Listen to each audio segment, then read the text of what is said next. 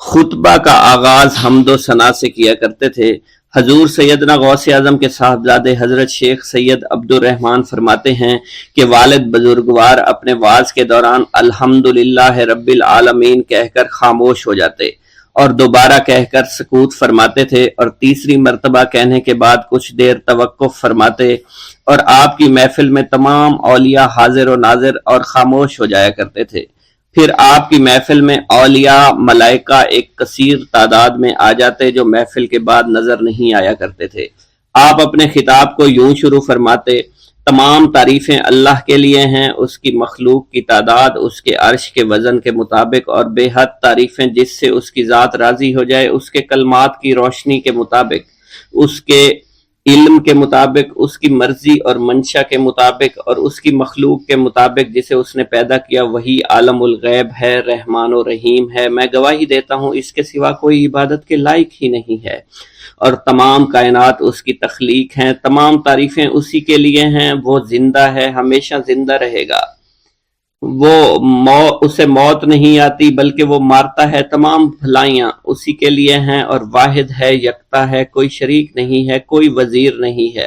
اس نے نہ کسی کو جنا ہے اور نہ ہی اسے کسی نے جنا ہے۔ وہ بلند و بالا ہے، اس جیسا کوئی نہیں۔ میں اس کی گواہی دیتا ہوں حضور نبی کریم صلی اللہ علیہ وآلہ وسلم اللہ کے رسول، اللہ کے پیغمبر ہیں۔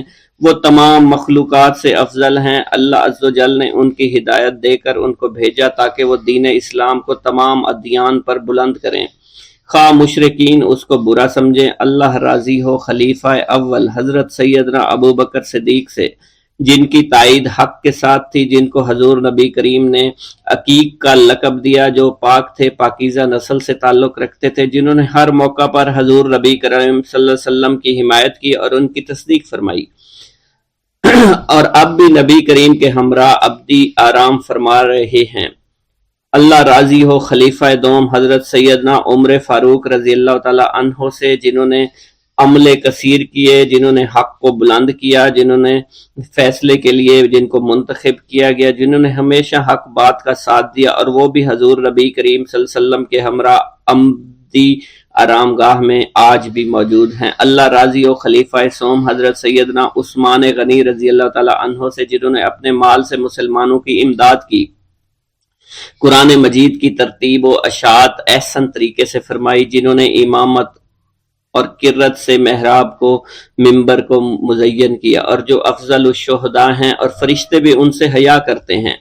اللہ راضی ہو خلیفہ چہارم حضرت سیدنا علی المرتضیٰ سے، جو شجاعت و جواں مردی میں بے مثل ہیں، حضور نبی کریم صلی اللہ علیہ وسلم کے چچا زاد بھائی اور داماد ہیں۔ آپ دین اسلام کے امام و عالم ہیں، اور جن کے لیے حضور نبی کریم صلی اللہ علیہ وسلم نے فرمایا کہ میں تم پر فدا ہو جاؤں۔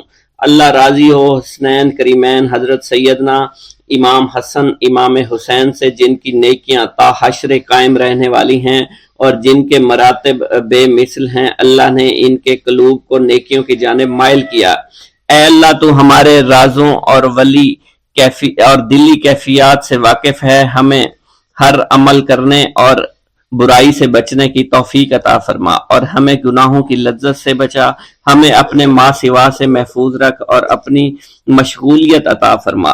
بے شک اللہ کے سوا کوئی عبادت کے لائق نہیں، جو چاہتا ہے وہی ہوتا ہے، اور وہی قوی اور وہی عظیم ہے۔ اے اللہ ہمیں غفلت سے بچا اور ہمارے اوپر وہ بوجھ نہ ڈال جو تو نے پہلی امتوں پر ڈالا۔ اے ہمارے رب العالمین ہمیں معاف فرما اور ہماری مغفرت عطا فرما، کیونکہ تو ہی ہمارا رب ہے، تو ہی ہمارا مولا ہے، آمین۔ حضرت شیخ عبداللہ جبائی کا قول ہے کہ حضور سیدنا غوث اعظم رحمت اللہ علیہ نے مجھ سے ارشاد فرمایا کہ میرے نزدیک کھانا کھلانا اور حسن اخلاق افضل اور اعلیٰ ہیں۔ آپ کے پاس کبھی پیسہ نہیں ٹھہرا کرتا تھا، اگر صبح کے وقت آپ کے پاس 1000 دینار آ جاتے تو شام تک وہ غریبوں اور محتاجوں میں تقسیم ہو جایا کرتے تھے۔ حضور سیدنا غوث اعظم کی پرورش نہایت ہی بابرکت ماحول میں ہوئی۔ آپ نے ابتدا میں گوشہ نشینی اختیار کی اور خود کو دنیاوی غلاظتوں سے پاک رکھا۔ آپ نے 51 برس کی عمر میں شادی کی۔ جب آپ سے اس بارے میں دریافت کیا گیا تو آپ نے فرمایا، جب مجھے حضور نبی کریم صلی اللہ علیہ وسلم نے نکاح کی اجازت دی تو میں نے نکاح کر لیا۔ حضور سیدنا غوث اعظم نے اپنی ذات کو اللہ عز و جل کی خوشنودی کے لیے وقف کر رکھا تھا۔ آپ کی راتیں جاگ کر گزرا کرتی تھی اور ساری رات آپ مراقبہ اور مشاہدہ میں گم ہوا کرتے تھے۔ آپ کی عادت مبارکہ تھی کہ آپ سجدہ کو دراز کیا کرتے تھے اور بیٹھ کر مراقبہ فرمایا کرتے تھے۔ اسی دوران آپ کا جسم مبارک نورانی شعاؤں کے زیر اثر ہوتا اور کئی مرتبہ آپ نورانی شعاؤں میں غائب ہو جایا کرتے تھے۔ حضرت شیخ ابو عبداللہ بن حسنین بن ابی الفضل فرماتے ہیں کہ حضور سیدنا غوث اعظم کے بعض دہقانی مریدین ہر سال آپ کے لیے گیہوں بوتے تھے اور جائز طریقہ سے اسے پالتے تھے۔ پھر آپ کے بعض مریدین اسے پیستے اور آپ کے لیے ہر روز 4-5 روٹیاں پکاتے اور شام کو آپ کے پاس روٹیاں لے کر آیا کرتے تھے۔ آپ حاضرین میں ایک ایک ٹکڑا تقسیم کر دیتے اور جو بچ جاتا وہ اپنے لیے رکھ لیا کرتے تھے۔ حضرت شیخ خضر حسنی سے منقول ہے، حضور سیدنا غوث اعظم ایک شکستہ دل فقیر کو دیکھا۔ آپ نے اس سے اس کی کیفیت کے متعلق دریافت کیا تو اس نے کہا کہ میں آج دریا کے کنارے گیا اور ملاح سے کہا مجھے دریا کے پار لے جائے۔ اس نے انکار کر دیا۔ میں اپنے اس افلاس کے سبب پریشان اور شکستہ دل ہوں۔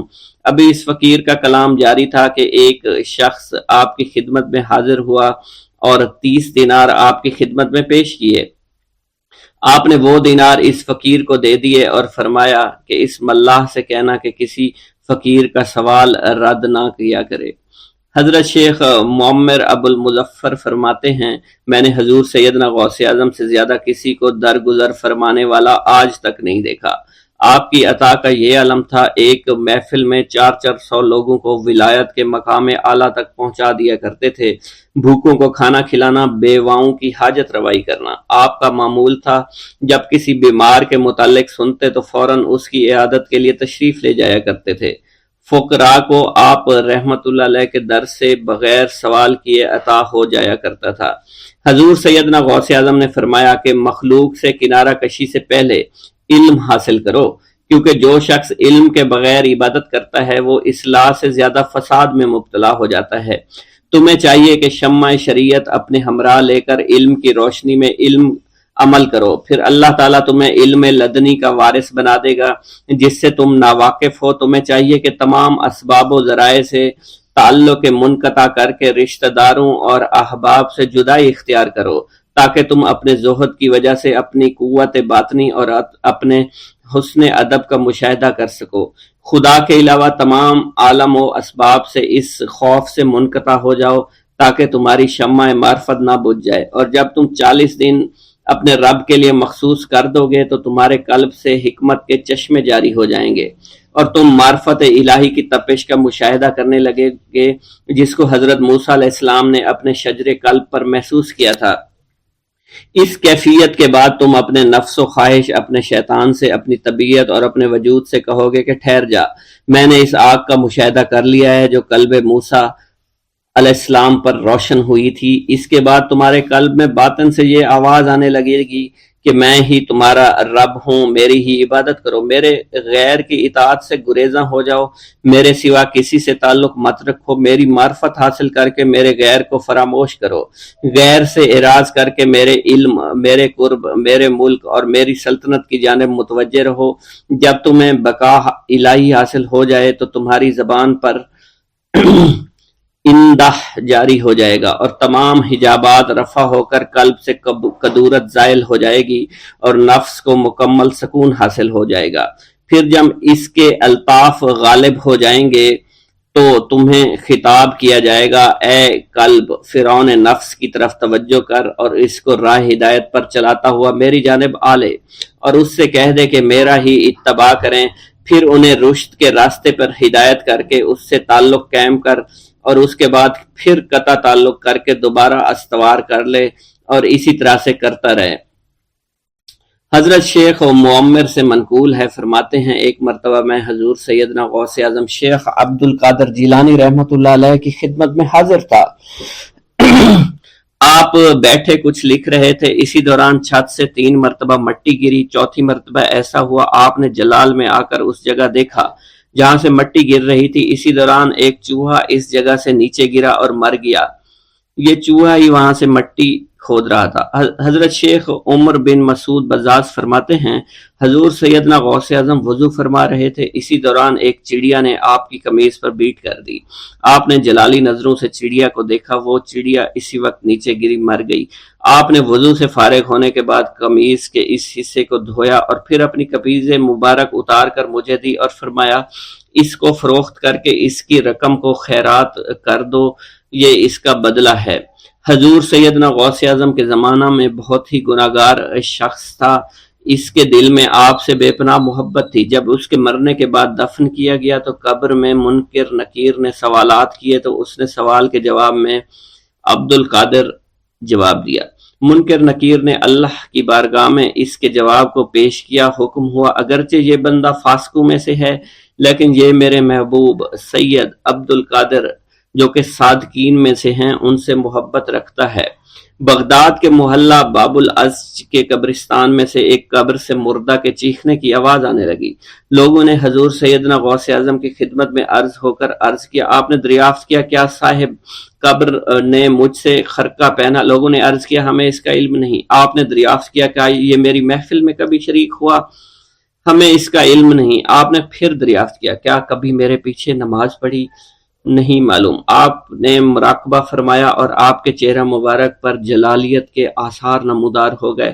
بعد ازاں آپ نے چہرہ مبارک پر وقار ظاہر ہوا اور آپ نے فرمایا کہ اس شخص نے میری زیارت کی، مجھ سے حسن ظن رکھا، اسی وجہ سے اللہ نے اس پر رحم فرما دیا ہے، چنانچہ اس کے بعد کبھی قبر سے آواز نہیں آئی۔ منقول ہے حضرت شیخ ابو الحسن علی بن وہب ازجی بیمار ہو گئے، حضور سیدنا غوث اعظم عیادت کے لیے تشریف لائے تو آپ نے وہاں ایک قمری اور ایک کبوتری کو دیکھا۔ حضرت شیخ ابو الحسن نے آپ سے عرض کی کہ یہ کبوتری 6 ماہ سے انڈے نہیں دے رہی اور قمری 9 مہینے سے بول نہیں رہی۔ آپ نے کبوتری سے فرمایا تو اپنے مالک کو فائدہ پہنچا اور قمری سے فرمایا تو اپنے خالق کی تسبیح کر۔ چنانچہ قمری نے اسی وقت کوکو کرنا شروع کر دیا، یہاں تک کہ بغداد کے لوگ اس کی آواز سننے کے لیے جوق در جوق جمع ہونا شروع ہو گئے اور کبوتری نے بھی انڈے دے دیے اور ان سے بچے نکلے۔ بسم اللہ الرحمن الرحیم۔ السلام علیکم۔ حضور سیدنا غوث اعظم فرماتے ہیں میں 10 برس کی عمر میں اپنے شہر کے مکتب میں حصول علم کے لیے جایا کرتا تھا۔ اس وقت میرے ساتھ ملائکہ بھی ہوتے تھے جو میرے آگے پیچھے میری حفاظت کی غرض سے چلتے تھے۔ جب میں مدرسہ پہنچتا تھا تو وہ بار بار منادی کرتے تھے اللہ کے ولی کے لیے جگہ خالی کر دو، چنانچہ وہ میرے لیے جگہ خالی کر دیتے تھے۔ ایک مرتبہ میں نے ایک ایسے شخص کو دیکھا جس نے فرشتوں کی آواز سن کر کہا کہ یہ نہایت معزز گھرانے کا فرد ہے اور عن قریب اس کو وہ عظمت اور بزرگی حاصل ہوگی جس میں کوئی مزاحمت نہ ہوگی، اس کو ایسا قرب نصیب ہوگا کہ اس کو کوئی فریب نہ دے سکے گا۔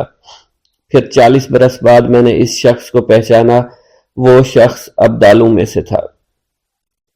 حضرت شیخ ابو سعود احمد بن ابی بکر سے مروی ہے، حضور سیدنا غوث اعظم نے فرمایا میں 25 سال تک تنہا عراق کے بیابانوں میں پھرتا رہا۔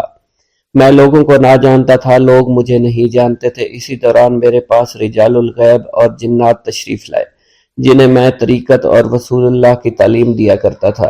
ابتدا میں جب میں عراق میں داخل ہوا تو حضرت خضر میرے ہم سفر تھے اور میں انہیں اس وقت سے پہچانتا نہیں تھا۔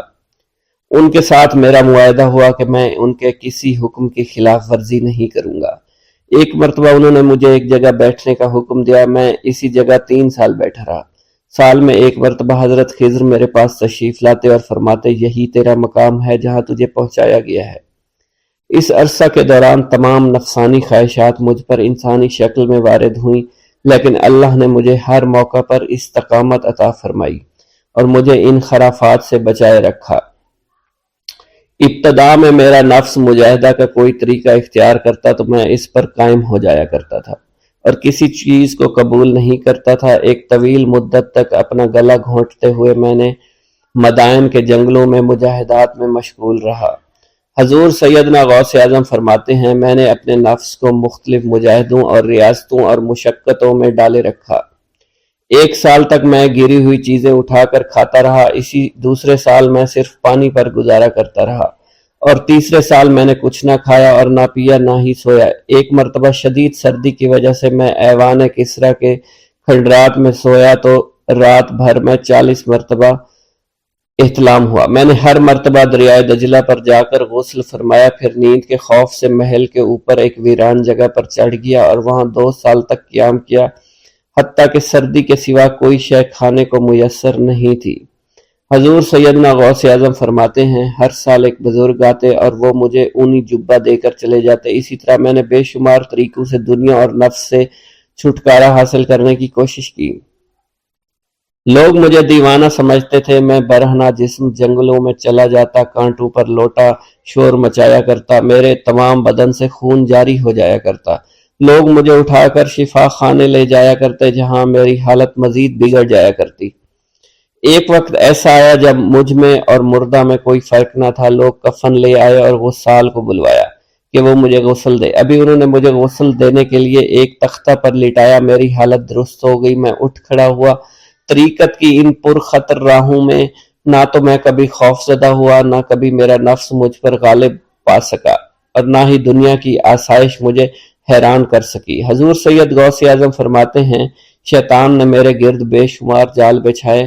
جب میں نے ان سے کہا یہ کیا ہے، اس نے کہا یہ دنیاوی آلائشیں ہیں، اور میں ان جالوں میں سے تم لوگوں کا شکار کیا کرتا ہوں۔ میں نے 1 سال تک شیطان کا مقابلہ کیا، اس کے بچھائے ہوئے تمام جالوں کو ختم کیا۔ اس کے بعد میرے سینے کو کھول دیا گیا اور مجھ پر بے شمار خلائق ظاہر ہوئے۔ حضور سیدنا غوث اعظم فرماتے ہیں، میں نے دریافت کیا کہ یہ اللہ کیسے ہے؟ جواب ملا، یہ خلق کے اسباب ہیں جو تم سے ملے ہوئے ہیں۔ میں سال بھر ان کی جانب متوجہ رہا، یہاں تک کہ وہ مجھ سے جدا ہو گئے۔ جب مجھ پر باطن ظاہر ہوا تو میں اپنے قلب کو بہت سے علائق سے ملوث پایا۔ میں نے دریافت کیا یہ علائق کیا ہیں؟ جواب ملا، یہ تمہارے ارادے، تمہارے اختیارات ہیں۔ چنانچہ 1 سال تک ان کی جانب متوجہ رہا، یہاں تک کہ وہ سب علائق مجھ سے دور ہو گئے اور میرا قلب ان غلاظتوں سے نجات پا گیا۔ حضور سیدنا غوث اعظم فرماتے ہیں، پھر میں نے توکل کے دروازے پر آیا، میرا مقصد پورا ہو، لیکن جب میں توکل کے دروازے پر پہنچا بے شمار لوگ وہاں موجود تھے۔ میں ہجوم کو چیرتا بڑھا اور شکر کے دروازے پر پہنچ گیا، یہاں بھی لوگوں کا جمع غفیر موجود تھا، اسے بھی چیرتا آگے بڑھا اور مشاہدہ کے دروازے پر پہنچ گیا، یہاں پر موجود ہجوم کو بھی چیرتا ہوا اندر داخل ہوا، حتیٰ کہ سب سے آخر میں مجھے فقر کے دروازے پر لا دیا گیا۔ فقر کا دروازہ خالی تھا۔ جب میں اس دروازے میں داخل ہوا تو دیکھا جن جن چیزوں کو میں نے ترک کیا تھا وہ سب یہاں موجود تھی۔ یہاں مجھے ایک بہت بڑے روحانی خزانے کی فتوحات سے نوازا گیا، میرے لیے تمام دنیا کے خزانے کھول دیے گئے، مجھے روحانی عزت، دائمی غنا اور خالص آزادی عطا فرمائی گئی۔ میری تمام چیزیں جو میری ہستی اور میری صفات سب معدوم ہو گئی تھی، وہ میری ہستی کی جگہ کسی اور نے لے لی تھی۔ حضرت شیخ ابو سعید مخزومی نے حضور سیدنا غوث اعظم کو خرقہ خلافت سے نوازا اور فرمایا، اے عبد القادر، یہ وہ خرقہ ہے جو حضور نبی کریم صلی اللہ علیہ وسلم نے سیدنا علی المرتضیٰ کو عطا فرمایا۔ سیدنا علی المرتضیٰ نے یہ خرقہ خواجہ حسن بصری کو عطا فرمایا، جس سے ہوتا ہوا یہ مجھ تک پہنچا، اور یہ تمہاری امانت تھی جو میں نے تم تک پہنچا دی۔ حضور سیدنا غوث اعظم نے جب خرقہ مبارک کو زیب تن کیا تو آپ پر بے شمار انوار و تجلیات کی بارش ہونا شروع ہو گئی۔ بسم اللہ الرحمن الرحیم۔ منقول ہے کہ حضور سیدنا غوث اعظم کے زمانہ میں ایک مقرب کی ولایت سلب کر لی گئی۔ سب چھوٹے بڑے اس کو حقارت کی نگاہ سے دیکھنے لگے۔ اس نے 360 اولیاء اللہ سے التجا کی کہ وہ اس کے حق میں دعا فرمائیں، لیکن اس کا نام لوح محفوظ پر اشتیاق کی فہرست میں لکھ دیا گیا۔ ان اولیاء اللہ نے اس کو بتایا کہ تم کامیاب نہیں ہوں گے۔ اس کے چہرے کا رنگ سیاہ پڑ گیا۔ اس شخص نے حضور سیدنا غوث اعظم شیخ عبد القادر جیلانی کی خدمت میں حاضر ہو کر دعا کی درخواست کی۔ آپ نے فرمایا، تم اللہ عز و جل کی بارگاہ میں مردود ہو گئے ہو، مگر میں تمہیں اللہ کے اذن میں مقبول بنا سکتا ہوں۔ پھر حضور سیدنا غوث اعظم نے اس کے لیے بارگاہ الہی میں دعا فرمائی۔ تو غیب سے ندا آئی، کیا تمہیں معلوم ہے کہ تم سے پہلے بھی 360 اولیاء اللہ اس کے لیے سفارش کر چکے ہیں، لیکن اس کا نام لوح محفوظ پر اشتیاق کی فہرست میں لکھا جا چکا ہے۔ یا الہی، تو مردود کو مقبول، مقبول کو مردود بنانے پر قادر ہے۔ اگر تیری منشا یہی ہے، تو نے اس کو مقبول بنانے کے لیے مجھ سے دعا کیوں کروائی؟ غیبی ندائی، اے عبد القادر، اسے میں نے تمہارے سپرد کیا، تم اسے جو چاہے بنا دو۔ چنانچہ آپ کی دعا سے وہ پھر سے بارگاہ الہی میں مقبول ہو گیا۔ حضرت شیخ ابو صالح سے منقول ہے، حضرت شیخ ابو مدین مغربی نے مجھے حضور سیدنا غوث اعظم شیخ عبد القادر جیلانی کی خدمت میں بغداد فقر کی تعلیم کے لیے بھیجا۔ آپ نے مجھے 20 دن تک اپنے خلوت خانہ کے دروازہ پر بٹھائے رکھا اور 20 روز گزرنے کے بعد مجھے قبلہ رو ہونے کا حکم دیا گیا۔ جب میں قبلہ رو ہو گیا، آپ نے فرمایا، اے ابو صالح، اس طرف دیکھو۔ چنانچہ میں نے اس جانب دیکھا تو آپ نے فرمایا، کیا دیکھ رہے ہو؟ میں نے عرض کیا، بیت اللہ شریف میری نگاہوں کے سامنے ہے۔ آپ نے مجھے حکم دیا کہ اب مغرب کی سمت دیکھو۔ میں نے اپنا چہرہ مغرب کی جانب کیا تو آپ نے فرمایا کہ اب کیا دیکھ رہے ہو؟ میں نے عرض کیا کہ میں اپنے مرشد پاک حضرت ابو مدین کو دیکھ رہا ہوں۔ ایک مرتبہ سنان نامی عیسائی پادری نے حضور سیدنا غوث اعظم کی محفل میں حاضر ہو کر سلام عرض کیا۔ حاضرین کھڑے ہو کر بیان دیا کہ میں یمن کا رہنے والا ہوں، میں نے ارادہ کیا کہ میں اسلام قبول کروں گا۔ اسی دوران میرے دل میں خیال پیدا ہوا میں اس دور کی سب سے بہترین شخصیت کے دست مبارک پر کلمہ پڑھوں۔ اسی سوچ کے دوران مجھے نیند آ گئی۔ خواب میں مجھے حضور سیدنا عیسیٰ کی زیارت نصیب ہوئی۔ آپ علیہ السلام نے مجھ سے ارشاد فرمایا، بغداد چلے جاؤ، شیخ عبد القادر کے دست حق پر اسلام قبول کرو، کیونکہ اس وقت وہ روئے زمین پر تمام لوگوں میں افضل اور اعلیٰ ہیں۔ حضرت شیخ عمر الحکیمانی سے منقول ہے، ایک مرتبہ حضور سیدنا غوث اعظم کی خدمت میں 13 لوگ دائرہ اسلام میں داخل ہونے کے لیے حاضر ہوئے۔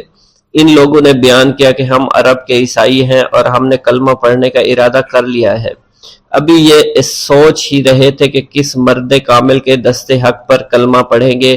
ہمیں ہاتف غیب سے آواز سنائی دی کہ بغداد جا کر شیخ عبد القادر جیلانی کے دست مبارک پر کلمہ پڑھو۔ حضرت شیخ زین الدین ابو الحسن علی بن ابی طاہر سے مروی ہے، فرماتے ہیں، میں نے حضور سیدنا غوث اعظم سے علم حاصل کیا۔ اللہ عز و جل نے مجھے 1 سال میں اتنا علم دیا کہ دوسروں کو وہ علم 20 سال میں بھی نصیب نہ ہوا ہوگا۔ میں نے آپ سے مصر جانے کی اجازت طلب کی۔ آپ نے فرمایا، تو دمشق پہنچ کر غازیوں کو مصر میں داخل ہونے کے لیے تیار پائے گا تاکہ اس پر قبضہ ہو جائے، مگر ان سے کہنا کہ وہ ہرگز کامیاب نہ ہوں گے، ہاں دوسری مرتبہ وہ کامیاب ہو جائیں گے۔ حضرت شیخ زین الدین فرماتے ہیں، جب میں دمشق پہنچا میں نے وہی حال پایا جو آپ نے بیان فرمایا تھا۔ میں نے ان سے کہا تو وہیں نہ رکے۔ جب میں مصر پہنچا تو میں نے خلیفہ کو ان کو مقابلے کے لیے تیار پایا۔ میں نے خلیفہ سے کہا، گھبراؤ نہیں، کامیاب ہو جاؤ گے۔ وہ فرماتے ہیں، خلیفہ نے مجھے اپنا ندیم خاص مقرر فرمایا اور اپنے ہر راز سے مجھے واقفیت دے دی۔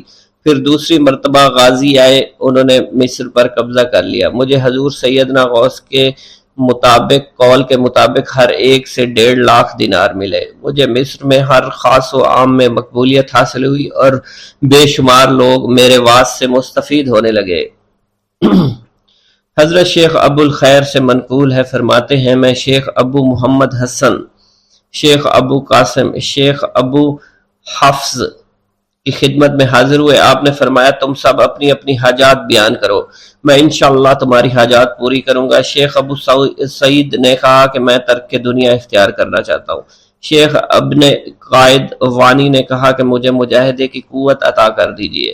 شیخ بزاز نے کہا، خوف الہی چاہتا ہوں۔ شیخ فارسی نے کہا، اللہ کے ساتھ میرا ایک حال ہے جسے میں کھو بیٹھا ہوں، چاہتا ہوں میرا وہ حال لوٹ آئے۔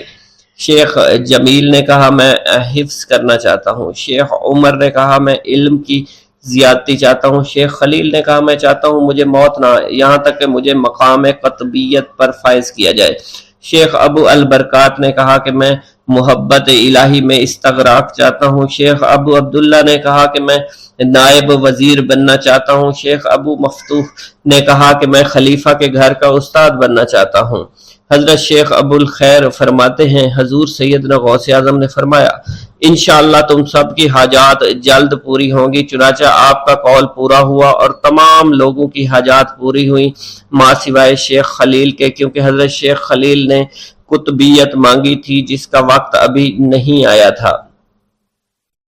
حضرت ابو اسعد عبداللہ سے مروی ہے کہ میری کنواری بیٹی فاطمہ گھر کی چھت پر چڑھی تو اسے کوئی چیز اٹھا کر لے گئی۔ اس وقت میری بیٹی کی عمر 16 برس تھی۔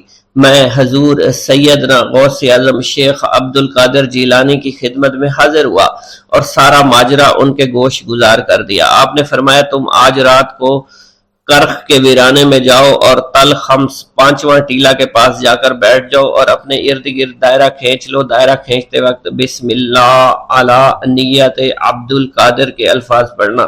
جب رات بڑھے گی جنوں کے گروہ مختلف شکلوں میں تیرے نزدیک سے گزریں گے، تم انہیں دیکھ کر خوف زدہ مت ہونا۔ جب صبح ہو جائے گی تو جنوں کا بادشاہ جماعت کے ہمراہ گزرے گا، وہ تجھ سے تیری حاجت پوچھے گا، تو اسے بتانا عبد القادر نے بھیجا ہے اور میری حاجت یہ ہے۔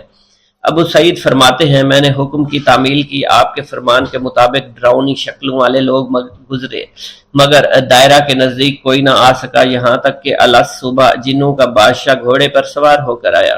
اس کے ساتھ ایک کثیر جماعت بھی تھی۔ اس نے مجھ سے کہا میری حاجت پوچھی۔ میں نے اسے حضور سیدنا غوث اعظم کا پیغام پہنچاتے ہوئے کہا اور اپنی حاجت بیان کی۔ میری بات سن کر وہ بادشاہ گھوڑے سے اترا، زمین کو بوسہ دیتے ہوئے دائرہ کے کنارے بیٹھ گیا۔ بادشاہ کے بیٹھتے ہوئی جماعت بھی بیٹھ گئی۔ پھر بادشاہ نے اپنی جماعت کے کچھ لوگوں کو حکم دیا جاؤ جس نے یہ کام کیا ہے اسے میرے پاس لے کر آؤ۔ چنانچہ وہ لوگ ایک سرکش جن کو پکڑ لائے جس کے ساتھ میری بیٹی بھی تھی۔ جنوں کے بادشاہ سے کہا گیا کہ یہ ملک چین کے سرکش جنوں میں سے ہے۔ بادشاہ نے اس جن کو مخاطب کرتے ہوئے کہا کہ تمہیں قطب وقت کے قدموں کے نیچے سے لڑکی اٹھانے کی جرت کیوں کر پیش ہوئی؟ اس سرکش جن نے کہا کہ میں اس لڑکی پر عاشق ہو گیا تھا۔ بادشاہ جن نے اس سرکش جن کو سر قلم کرنے کا حکم دیا اور میری بیٹی مجھے واپس لوٹا دی۔ میں نے بادشاہ جن سے کہا کہ تم نے حضور سیدنا غوث اعظم کا حکم بجا لانے میں کوئی کسر نہ چھوڑی۔ بادشاہ جن نے کہا کہ وہ گھر بیٹھے ہم جیسے سرکشوں کو دیکھ لیتے ہیں، خواہ کتنی ہی دور کیوں نہ بیٹھے ہوں۔ جب اللہ عز و جل کوئی کتب مقرر کرتا ہے تو اسے جن و انس پر قدرت عطا فرما دیتا ہے۔ تفریح الخاطر میں منقول ہے حضور سیدنا غوث اعظم کے وصال کے بعد ایک شخص جو کہ عرصہ دراز سے مرشد کامل کی تلاش میں تھا اور وہ آپ کا شورا سننے کے بعد آپ کی خدمت میں بغداد شریف پہنچا۔ جب اس شخص کو معلوم ہوا کہ آپ وصال فرما گئے ہیں تو وہ آپ کی قبر مبارک پر حاضر ہوا اور آداب زیارت بجا لایا۔ آپ اپنی قبر مبارک سے باہر تشریف لائے، اس کا ہاتھ پکڑ کر اسے سلسلہ عالیہ قادریہ میں بیعت فرما دیا اور اس کی جانب خصوصی توجہ فرمائی۔ حضرت ابو بکر ارقیمی فرماتے ہیں میں ابتدائی عمر میں شتر بانی کا کام کیا کرتا تھا۔ ایک مرتبہ مجھے ایک شخص کے ساتھ حج کرنے کا اتفاق ہوا۔ اس شخص کو یہ خطرہ لاحق ہوا کہ وہ عنقریب مر جائے گا۔ اس نے مجھے ایک چادر اور 10 دینار دیے اور فرمایا یہ میری امانت، تم بغداد شریف واپس جا کر حضور سیدنا غوث اعظم شیخ عبد القادر جیلانی رحمۃ اللہ علیہ کی خدمت میں پیش کر دینا۔ حضرت ابو بکر القیمی فرماتے ہیں کہ میں اس وصیت کے کچھ دنوں بعد اس شخص کا انتقال ہو گیا۔ میں جب بغداد شریف تشریف لایا تو لالچ میں پھنس گیا۔ میرے دل میں خیال آیا ان چیزوں کے متعلق کسی کو کچھ علم نہیں ہے، چنانچہ میں نے وہ چادر اور 10 دینار اپنے پاس رکھ لیے۔ ایک دن میں بازار سے گزر رہا تھا، میری ملاقات حضور سیدنا غوث اعظم سے ہوئی۔ میں نے آپ کو سلام کیا، آپ نے میرا ہاتھ پکڑ کر فرمایا تم نے 10 دیناروں کے لیے بھی اللہ کا خوف نہیں کیا، میری امانت اپنے پاس رکھ لی اور میرے پاس اپنی آمد و رفت بھی ختم کر لی۔ حضرت ابو بکر ارقیمی فرماتے ہیں کہ حضور سیدنا غوث اعظم کی بات سن کر مجھ پر غشی طاری ہو گئی اور جب مجھے ہوش آیا میں نے وہ چادر اور 10 دینار لا کر آپ کی خدمت میں پیش کیے اور معافی کا خواستگار ہوا۔ واللہ عالم۔ ایک گاؤں کے بارے میں کہا جاتا تھا کہ جہاں قدرت کی بے پناہ نعمتیں تھیں، اللہ پاک نے وہاں کے لوگوں کو مالا مال کیا ہوا تھا۔ ایسی نعمتیں کہ جن نعمتوں کو دیکھ کر انسان اکثر مغرور ہو جایا کرتے ہیں، مگر وہاں پر کچھ مسلمان تھے، اور سب سے بڑی اور بری بات یہ تھی کہ وہاں کے تمام لوگ کافر تھے۔ وہ کفار اپنی دولت پر بہت فخر کیا کرتے تھے، کیونکہ ان میں ہر ایک انسان بہت دولت مند تھا، ہر ایک کے پاس بے بہا پیسے تھے، کسی کو پیسوں کی کمی نہیں تھی۔ وہاں کے سردار کی ایک اکلوتی بیٹی تھی جس کو سردار بے پناہ پیار کرتا تھا۔ اس سردار کی بیٹی بے پناہ مغرور، ظالم، گھمنڈی تھی۔ وہاں پر غریب لوگ صرف مسلمان ہی تھے، تمام کافر ایک دوسرے کی مدد کیا کرتے تھے، لیکن مسلمانوں کی مدد کرنے والا وہاں پر کوئی نہ تھا۔ وہاں پر انہیں کوئی دیکھنے والا نہ تھا۔ سردار کی بیٹی کو کالے جادو میں خوب مہارت حاصل تھی، اور وہ جادو کی وجہ سے وہاں پر رہنے والے غریبوں پر بہت ظلم کیا کرتی تھی۔ تمام مسلمان اس سے بے حد پریشان تھے، اور وہ لوگوں کو غلام بناتی اور مزدور بناتی تھی۔ اگر ان میں کوئی اس کی بات نہ مانتا تو اس کو قیدی بنا کر اپنے اشاروں پر نچایا کرتی تھی۔ اس بستی میں چونکہ اکا دکا مسلمان تھے جن کا کوئی پرسان حال نہیں تھا، کوئی بھی ان کو بچانے والا نہیں تھا۔ جب وہ سردار کی بیٹی کے ظلم حد سے بڑھ گئے تو مسلمانوں میں سے ایک بوڑھے شخص نے اللہ کے حضور گڑ گڑا کر دعائیں کی، اے اللہ، ہمارے چند نسلیں جو یہاں پر بچی ہوئی ہیں، ان نسلوں کو تو بچا لے۔ یہ سردار کی بیٹی جس نے ہمارا جینا دشوار کر رکھا ہے، یہاں کوئی بھی انسان ہمارا حال نہیں پوچھتا، اور نہ ہی ہمارے پاس مال و دولت ہے، اور نہ ہی ہمارے پاس جسمانی طاقت بچی ہے۔ یا اللہ، ہمارے لیے کوئی ایسا بندہ بھیج جو نہ صرف طاقتور ہو بلکہ اس جادوگرنی یعنی سردار کی بیٹی کو بھی ہرا سکے۔ اللہ رب العزت نے اس بوڑھے کی دعا کو قبول فرمایا، اور یوں اس جگہ پر ایک اللہ والے کو بھیج دیا۔ اور وہ اللہ والے ایسے ہی بستی میں داخل نہیں ہوئے، بلکہ ایک دن کچھ عجیب واقعہ ہوا۔ ان کافروں کا سردار جنگل میں سیر سپاٹے کرتے ہوئے نکلا تھا، بڑی شان سے چلتا ہوا وہ سفر کر رہا تھا۔ اچانک ایک زہریلا سانپ اس کے سامنے آیا۔ اس زہریلے سانپ نے بادشاہ کو ڈس لیا، اور وہ بے ہوش ہو کر زمین پر گر پڑا اور تڑپنے لگا۔ اس کے جو ساتھی تھے انہوں نے جب اپنے سردار کو یوں تڑپتا ہوا دیکھا اور سردار کی غیر حالت دیکھی تو کہ جسے ایک زہریلے سانپ نے کاٹ لیا ہے، تو وہ فوراً اسے اٹھا کر گھر لے آئے تاکہ اسے بچانے کے لیے کچھ کیا جا سکے۔ اس لڑکی نے اپنے باپ کی جب یہ حالت دیکھی تو اپنے آس پاس کے بڑے بڑے حکیموں کو بلایا، لیکن عجیب بات یہ تھی کہ لاکھ کوشش کے باوجود زہر نکالنے میں سارے ناکام ہو رہے تھے، اور زہر تیزی کے ساتھ اس کے جسم میں پھیلتا چلا جا رہا تھا۔ لیکن اسی وقت وہاں ایک درویش کی آمد ہوئی، ایک اللہ والے آئے، ان اللہ پاک نے اس مقصد کے تحت وہاں بھیجا تھا۔ اس اللہ کے ولی نے سردار کے گھر پر پہنچ کر دروازے کو کھٹکھٹایا۔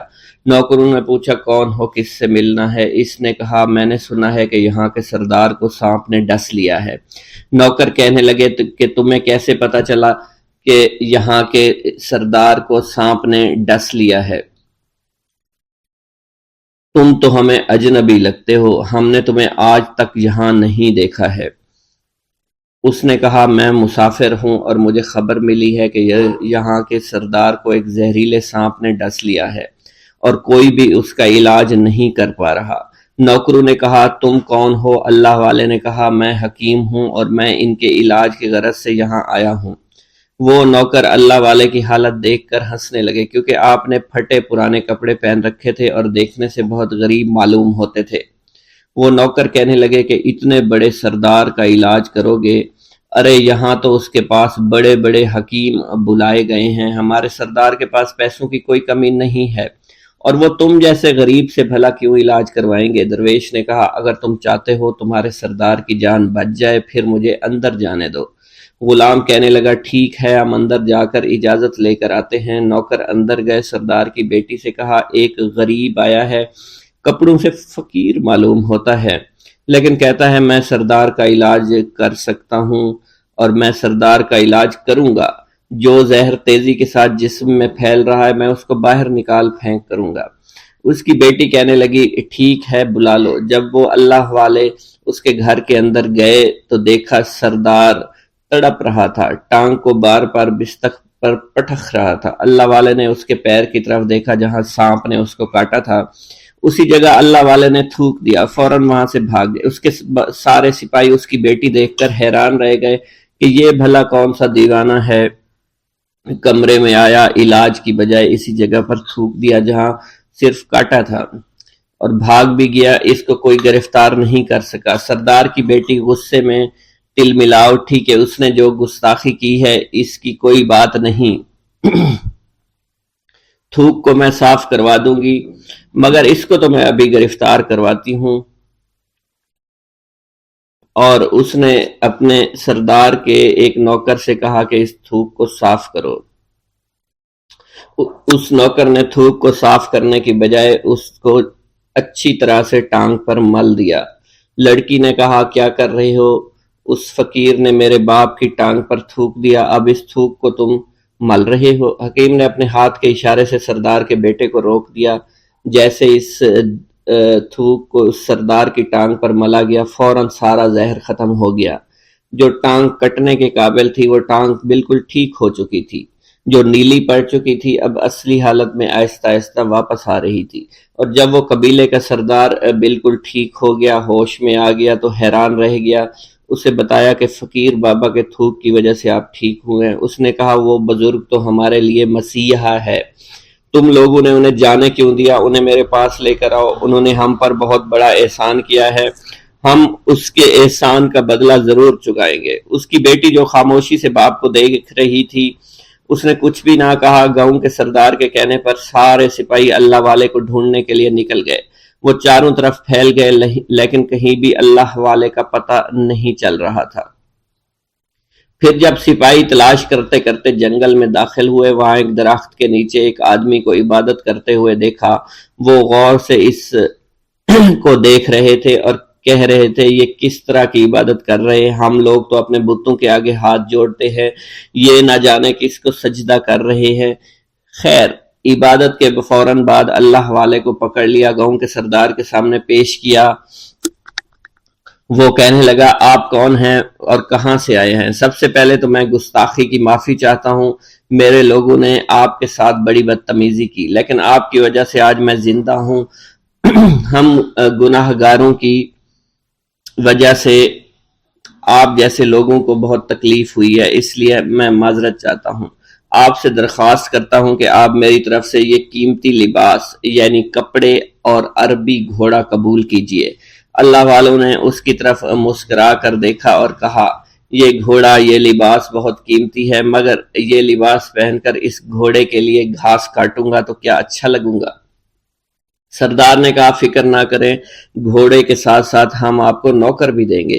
اللہ والے نے کہا کہ اتنی مال و دولت اور نوکروں کے ساتھ میں اکیلا رہوں گا؟ گاؤں کا سردار بولا حضور آپ کی یہ بات سن کر میں سوچ میں گم ہو گیا ہوں، لیکن یہ میری بیٹی آپ کے سامنے حاضر ہے۔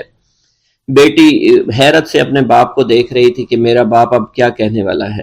سردار نے کہا میری بیٹی جسے آپ نے دیکھ لیا ہے، اس کی شادی میں آپ سے کر دوں گا، مگر ایک شرط ہے کہ آپ کو اپنے مذہب کو چھوڑنا پڑے گا۔ میرے سپاہیوں نے آپ کو عبادت کرتے ہوئے دیکھا ہے، جہاں تک ہمارے معمولات ہیں ہم بتوں کے آگے سجدہ کرتے ہیں اور ان کی عبادت کرتے ہیں، اور آپ جس کے آگے سجدہ کرتے ہیں وہ اللہ ہے، یعنی آپ مسلمان ہیں، اس لیے آپ کو اپنا مذہب چھوڑنا پڑے گا۔ کیا آپ ایسا کر سکتے ہیں؟ اللہ والے نے کہا کہ مجھے ایک بات بتائیے، آپ سب کچھ دیکھ رہے ہیں، آپ نے مجھے یہ بھی دعا دی کہ میری اولادیں ہوں اور آپ کی نسل آپ کی بیٹی سے چلے گی۔ مجھے ایک بات بتائیں، اگر ان بچوں میں سے کسی بچے کو خدا نہ خواستہ کچھ ہو گیا تو کس کو رونا پڑے گا؟ سردار نے جواب دیا اگر خدا نہ خواستہ کچھ ایسا ہوا تو رونا مجھ کو ہی پڑے گا۔ اللہ والا نے مسکرا کر کہا اگر یہ سارا مال لے کر مجھے رونا ہی پڑا تو آپ اپنا گھوڑا، اپنی دولت، اپنی بیٹی، ہر چیز اپنے پاس رکھ لو۔ میں خوش ہوں، میں مسلمان ہوں، میں ٹھیک ہوں۔ اگر یہ تمام چیزیں لے کر مجھے اپنا محلہ چھوڑنا پڑے تو میں اپنی جان دے کر بھی اپنے مذہب کو نہیں چھوڑوں گا۔ جس طرح آپ نے مجھے نوازا ہے، میں اسی رب کے دین کو چھوڑ کر چلا جاؤں گا۔ صرف چند پیسوں کی خاطر میں ہر دن پیسہ نہیں کر سکتا، اور اپنی درویشی میں میں بہت خوش ہوں، اللہ نے مجھے جس مقصد کے لیے بھیجا تھا وہ میرا مقصد پورا ہو جائے گا۔ گاؤں کے سردار نے پوچھا، یہ کہہ کر وہ اللہ والے جانے لگے تو سردار نے درویش کو رک جانے کا کہا اور کہنے لگے، میں نے مال دے کر تمہیں آزمایا اور تمہیں پرکھا، لیکن تم اپنے مذہب کو چھوڑنے پر راضی نہیں ہو۔ اگر تم یہی سب کرنے آئے تھے تو تمہیں اس بات کا ڈر نہیں؟ کیا تم نہیں جانتے ہم کتنے طاقتور ہیں، اور میری بیٹی اپنے عمل میں اتنی ماہر ہے کہ تمہیں یہاں کھڑے کھڑے ابھی جنگلی جانور بنا سکتی ہے۔ اللہ والے نے کہا کہ اس نے جنگلی جانور کمزور لوگوں کو بنایا ہوگا، یہ مجھے جانور بنا کر تو دکھائے۔ اس سے پہلے کہ گاؤں کا سردار اپنی بیٹی سے کچھ کہتا کہ اس پر وار کرو، اللہ والے نے جادوگرنی پر ایسی پھونک ماری کہ وہ اسی وقت ایک بہت بڑی چھپکلی بن گئی۔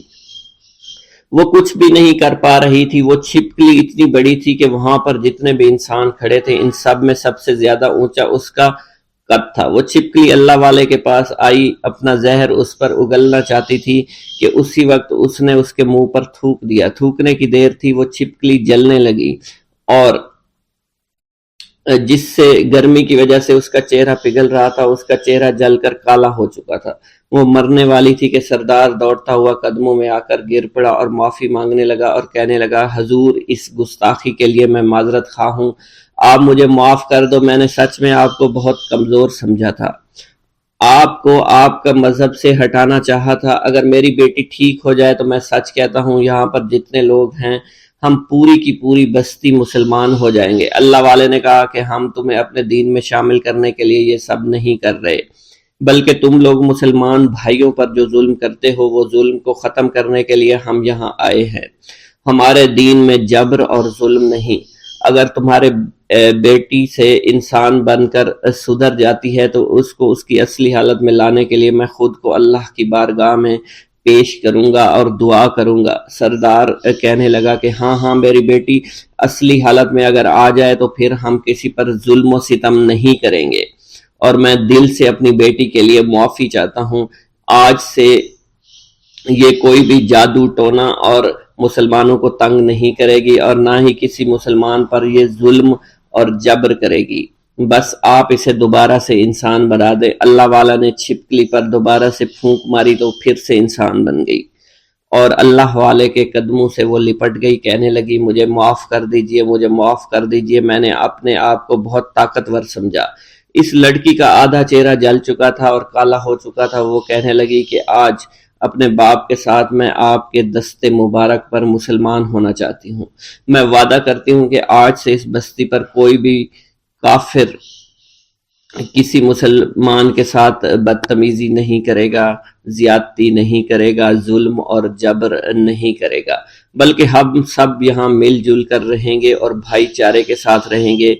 ہم سب مسلمان ہو جائیں گے اور پھر یوں اللہ والے کے ہاتھوں پوری بستی کا سردار اور اس کی بیٹی نے اسلام قبول کر لیا، اور سردار نے اللہ والے سے اپنی بیٹی کا نکاح کر دیا، اور پھر اس بستی میں ہمیشہ کے لیے امن و امان قائم ہو گیا۔